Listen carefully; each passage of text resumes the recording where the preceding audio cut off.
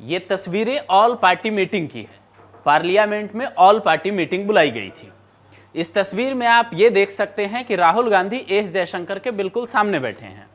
राहुल गांधी इस मीटिंग में 3 बड़े सवाल एस जयशंकर से पूछते हैं।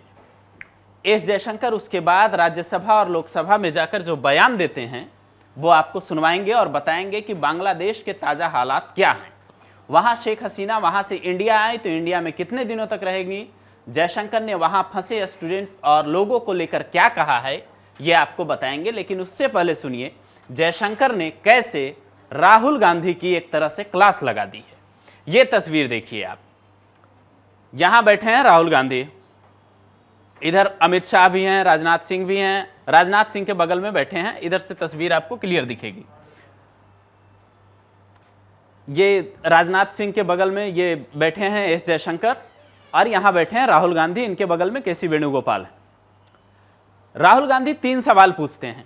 सबसे पहला सवाल उनका ये होता है कि बांग्लादेश में जो हालात हैं, जो स्थितियां वहां पे पैदा हुई हैं, उस पे भारत सरकार का यानी मोदी सरकार का लॉन्ग टर्म और शॉर्ट टर्म प्लान क्या है।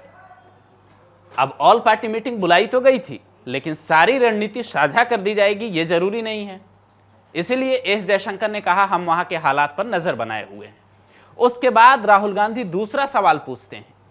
वो ये कहते हैं कि बताइए जो बांग्लादेश में हुआ है उसमें पाकिस्तान की क्या भूमिका है, अगर किसी दूसरे देश की भूमिका हुई तो फिर भारत सरकार की क्या नीति होगी। एस जयशंकर इस पर बहुत डिप्लोमेटिक जवाब देते हैं। वो बताते हैं कि देश की एजेंसियां उस पर नजर बनाए हुए हैं। उसके बाद हम लोग देखेंगे कि आगे क्या स्टेप ले सकते हैं। The businesses and temples also came under attack at multiple locations. The full extent of this is still not clear. She requested approval to come for the moment to India.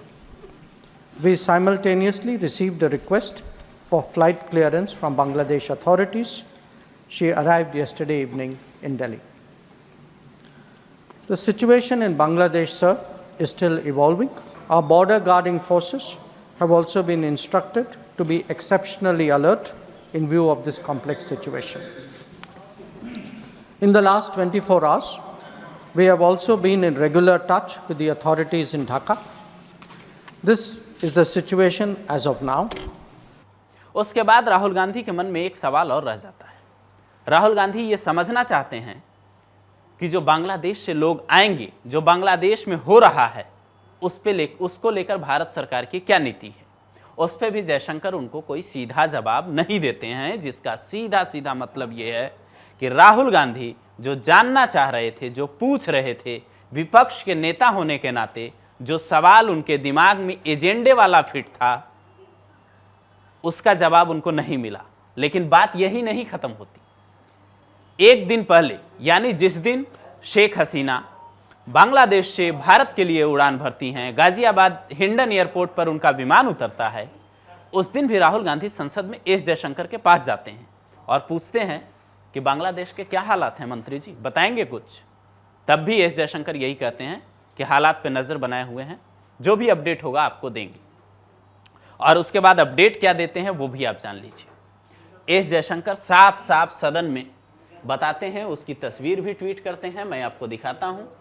वो वहाँ का video, संसद भवन का video tweet करते हैं और बताते हैं कि वहाँ क्या हालात हैं। मैं आपको वो वीडियो भी दिखाता हूं। एस जयशंकर वहाँ साफ साफ ये बताते हैं, लोकसभा और राज्यसभा दोनों में, लोकसभा में 2:30 बजे और राज्यसभा में 3:30 बजे वो बयान देते हैं और बताते हैं। ये तस्वीर उन्होंने, ये वीडियो संसद टीवी का खुद ही ट्वीट किया है। उसमें वो बताते हैं कि बांग्लादेश में जो हालात पैदा हुए हैं वो कोई नए नहीं हैं, काफ़ी समय से इसकी प्लानिंग चल रही थी और लोग जो प्रदर्शनकारी थे उन लोगों ने जो हालात पैदा किए हैं उस पर भारत सरकार नज़र बनाए हुए है। वहाँ 9,000 के करीब भारतीय स्टूडेंट फंसे हैं जिन्हें निकालने की कोशिश जारी है। भारत सरकार वहाँ हर स्थिति के लिए, हर स्थिति पर नज़र बनाए हुए है। 24 घंटे से ढाका में जो अधिकारी बैठे हैं उनसे यहाँ के लोग लगातार कांटेक्ट में हैं। एस जयशंकर ये भी बताते हैं कि जो वहाँ पे अंतरिम सरकार का गठन हो रहा है या जो वहाँ के मेजर जनरल ने कहा है, आर्मी चीफ ने जो बोला है, उसके हिसाब से क्या स्टेप लेना है ये हम लोग तय कर रहे हैं। एस जयशंकर इसके अलावा एक जो बड़ी बात कहते हैं वो ये बताते हैं कि जो बांग्लादेश में हालात पैदा हुए हैं उसकी वजह क्या रही है, आगे शेख हसीना कैसे हिंदुस्तान आई इसकी जानकारी भी वो देते हैं। अब तक जो मीडिया में जानकारी थी वो ये थी कि 12 बजे अजीत डोभाल NSA डोभाल जो हैं वो मीटिंग बुलाते हैं, उसके बाद प्रधानमंत्री को ब्रीफ करते हैं और शेख हसीना वहाँ से आती हैं तो 5:30 बजे उनको हिंडन एयरपोर्ट पर रिसीव किया जाता है, गाजियाबाद के हिंडन एयरपोर्ट पर जो एयरफोर्स का एयरबेस है। लेकिन एस जयशंकर बताते हैं कि जब शेख हसीना वहाँ अपने अधिकारियों से बातचीत कर ये तय कर लेती हैं कि इस्तीफा देने में ही भलाई है, उसके बाद वो भारत सरकार को शॉर्ट टर्म एक नोटिस देती हैं, मतलब ये कहती हैं कि मैं इंडिया आना चाहती हूँ, मुझे तुरंत जवाब चाहिए। थोड़ी ही देर में भारत से उनके पास न सिर्फ जवाब जाता है बल्कि भारत के बॉर्डर में भारतीय आसमान में 2 राफेल तैनात होते हैं जो बॉर्डर पर ये देखने के लिए ये बांग्लादेशी प्रधानमंत्री शेख हसीना जो इस्तीफा देकर आ रही होती हैं उनकी सुरक्षा के लिए तैनात होती हैं। और उसके बाद शेख हसीना वहाँ से हिंदुस्तान आती हैं। अभी वो दिल्ली में ठहरी हुई हैं, ऐसी जानकारी एस जयशंकर ने दी है। आगे क्या होगा वो किसी को नहीं पता है, आगे की रणनीति सरकार को तय करनी है। लेकिन जो तस्वीरें सामने आ रही है और जिस हिसाब से मंदिरों से लेकर तमाम बिजनेसमैन और हिंदू क्रिकेटर तक को निशाना बनाया गया है, उसका भी जिक्र एस जयशंकर अपने भाषण में करते हैं और ये साफ साफ कह देते हैं कि जो भी वहाँ हो रहा है उस पर हमारी नज़र है, ज़रूरत पड़ने के हिसाब से हम लोग कदम उठाएंगे। तो ये साफ संदेश है जब शुभेंदु अधिकारी बंगाल के जो नेता हैं वो ये कहते हैं कि 1 करोड़ बांग्लादेशी हिंदू हिंदुस्तान आने वाले हैं, और एस जयशंकर जब ये कहते हैं कि वहाँ अल्पसंख्यकों को निशाना बनाया जा रहा है, हिंदुस्तान में CAA और NRC जैसे कानून आ चुके हैं, तो ये साफ इशारा है कि वहाँ रहने वाले हिंदुओं को भारत आने के लिए उनके रास्ते खुल सकते हैं। यानी मीटिंग की तस्वीरें हो या एस जयशंकर का राज्यसभा और लोकसभा में बोलना, वो ये साफ बताता है कि भारत सरकार इस मसले पर काफ़ी गंभीर है और पड़ोस के घर में अगर इस तरीके के हालात हों तो वाकई गंभीर होना चाहिए।